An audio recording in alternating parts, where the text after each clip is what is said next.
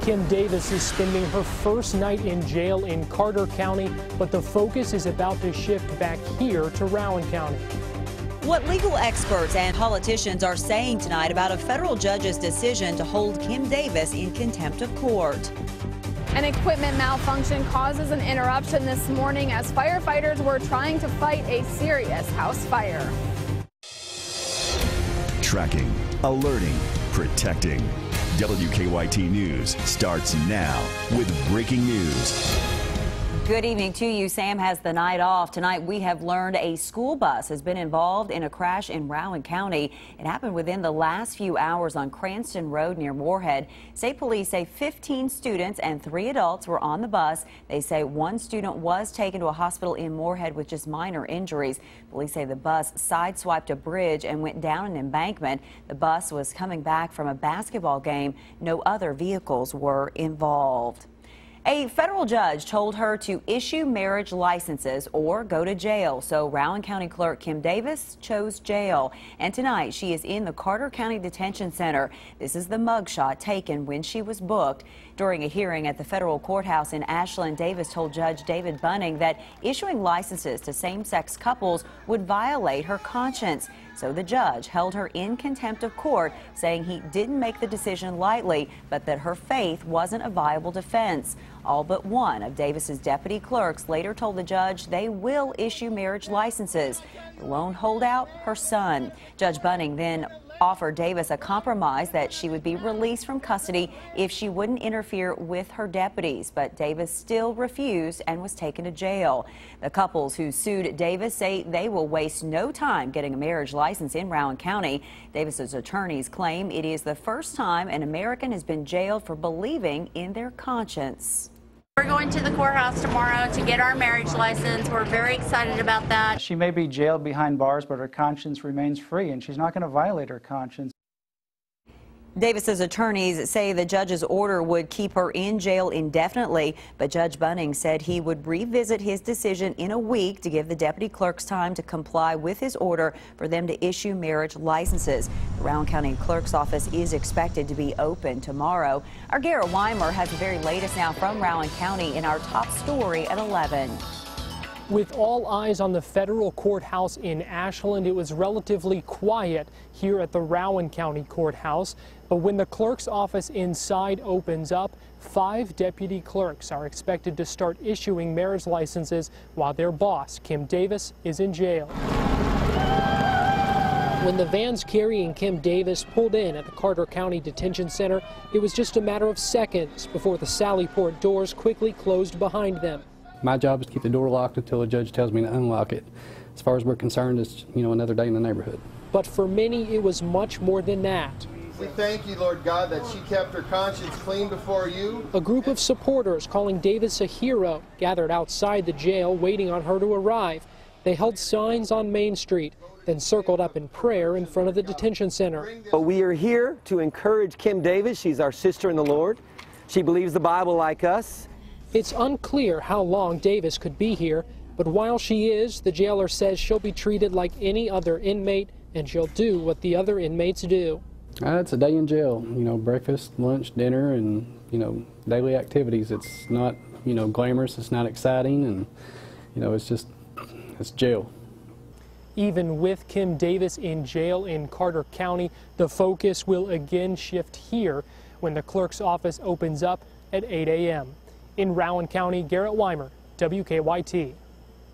Garrett, thank you. The jailer says they made no special preparations for Davis's arrival. He says he's not concerned about possible protesters setting up camp outside the jail. Legal experts say they expect Davis and her attorneys to challenge the judge's contempt of court order that sent her to jail. Scott Borries of the UK College of Law says judges have issued contempt of court orders before in cases where officials who didn't comply with orders that stop segregation or housing discrimination. But he says this case is unique. In this case, holding this particular county clerk in contempt is a little unprecedented. I looked for situations like this before, and I couldn't find any precisely like this for failure to issue marriage licenses or failure to issue other documents or perform other ministerial duties.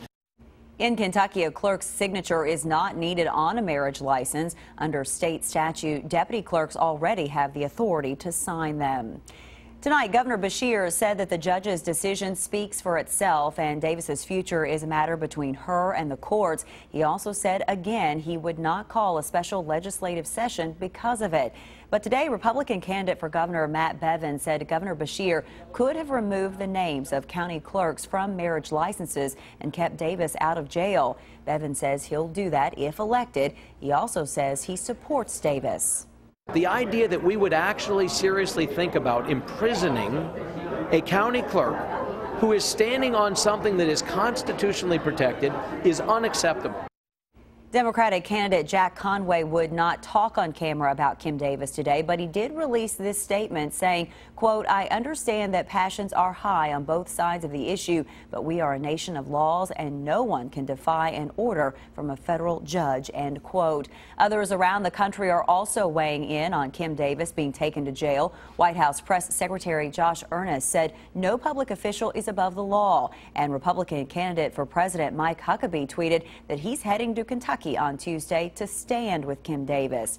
You'll find much more coverage of the Kim Davis case on our website. Just go to WKYT.com. Well, a summer-like pattern continues across the bluegrass tonight as we get closer to our Labor Day weekend. Chief Meteorologist Chris Bailey has an early look now at your forecast. Hi, Chris. Hi, Amber. Pretty much more of the same out there. Summer kind of late to the party this year. We didn't have much of a summer back in June, July, when it was raining. Seems like every day. August was cooler than normal. Now all of a sudden September bringing the heat out there, also bringing a couple of isolated showers and storms. We're looking at our defender and picking up on some of the areas that did get in on some showers and storms, mainly across eastern Kentucky. Late evening defender with nothing that is going on. Whatever was out there a little earlier, calming down. Thunderstorms off to our north. We actually have a cold front across northern parts of Illinois, Indiana, and Ohio, but that big high pressure across southeastern Kentucky kind of keeping that front away from us. And with that high in control, that means more summertime air.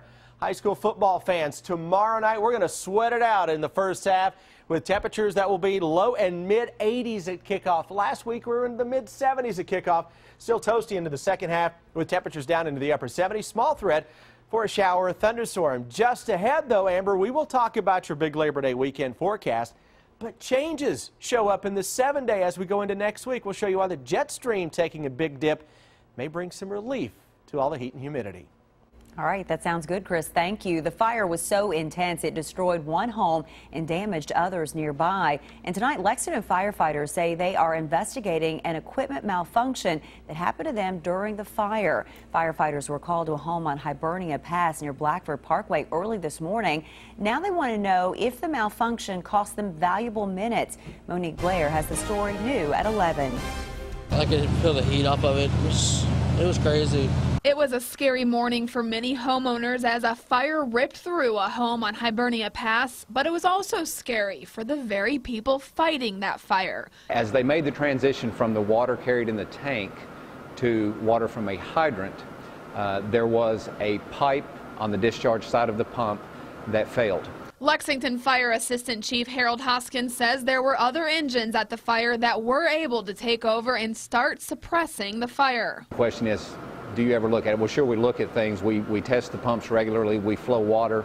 But to know when that is or predict when that would fail would be very difficult. Now, this home behind me is a complete loss, but Assistant Chief Hoskins says it's hard to tell right now if this home could have been saved, even if that piece of equipment had not malfunctioned. It's hard to say how much of that damage that was done to the houses around it, was it already done when we got there or not. I think it's reasonable to think that that period of time where we were out of water, we weren't able to flow water on the fire, there's probably some damage incurred, but there's no way to definitively say that. Assistant Chief Hoskins says although it happens, it's rare for equipment to malfunction like it did Thursday morning, and the department will continue to investigate. We're here to protect the public, both in their lives and their property. In Lexington, Monique Blair, WKYT. Firefighters say they are still trying to figure out what caused that fire. New tonight, the Kentucky Transportation Cabinet has shut down a bridge over Harrington Lake for emergency repairs. Cabinet leaders say inspectors found significant deterioration of a deck support on the Kennedy Mill Bridge between Garrett and Mercer counties. Road crews shut down the bridge this afternoon. There's no word on how long repairs will take. Detour routes are now in place. The 91-year-old bridge carries State Highway 152. New tonight, dozens of people attended a hearing in Lexington about a proposed regulation that would strengthen protections for surface water and groundwater. The government says the proposed stream protection rule would protect waterways from pollution caused by coal mining. But the coal industry argues the rules already in place are too strict and new rules could lead to more coal layoffs. We care about the environment and we work hard to mine coal responsibly. But when regulations make it impossible from practical and economic perspectives to mine coal, something is wrong. Put the burden for cleaning up a mine's mess on the company that owns it. I have witnessed the streams in Harlan County and others running orange from toxic waste. 4 more hearings are planned about the proposed rule. Today, a community honored a Franklin County teenager who died after a battle with encephalitis. Doctors diagnosed 16-year-old Bradley Kamek with the disease after he collapsed on a soccer field last month. He died at Kentucky Children's Hospital yesterday. Kamek was a student and soccer player at Frankfort High School. The school's principal says students and teachers are devastated. It felt like the student body was almost in shock still today. The adults, the faculty were taking things really hard as well. We came together as a group this morning just to let them know that they weren't in this alone. In a show of support, students and staff at Franklin County and Western Hills High Schools wore blue and orange today, Frankfort High School's colors. A balloon release will be held in Bradley's honor tomorrow morning at 8:30 at Sauer Field. New tonight, a third person has been arrested in connection to the murder of a Clay County man. The Clay County grand jury indicted 22-year-old Ashley Lawson on a complicity to commit murder charge. She's the ex-girlfriend of the victim, Trevor Dykes. Police say Dykes and Lawson had been involved in a custody dispute over their child. They say Thomas Miracle paid Roscoe Henson $5,000 to kill Dykes because of that custody dispute. Police charge Henson with murder and Miracle with solicitation to commit murder.